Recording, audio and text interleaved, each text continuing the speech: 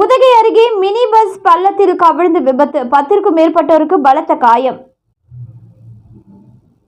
உதகையிலிருந்து தங்காடு கிராமத்தை நோக்கி 25 பயணிகளுடன் தனியார் மினி பஸ் சென்றபொழுது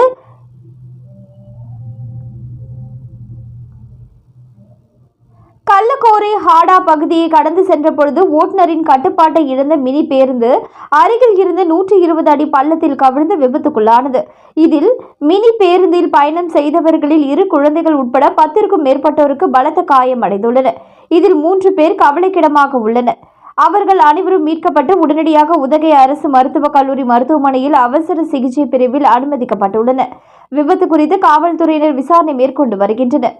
இந்த நிலையில் உதகை மற்றும் அதன் சுற்றுவட்டார பகுதிகளில் மினி பேருந்துகள் அதிவேகத்தில் இயங்குவதாக குற்றச்சாட்டுகள் எழுந்து வரும் நிலையில் உடனடியாக வட்டார போக்குவரத்து அலுவலர் மற்றும் போக்குவரத்து காவல்துறை அதிகாரிகள் நடவடிக்கை எடுக்க வேண்டும் என பொதுமக்களின் கோரிக்கையாக உள்ளது.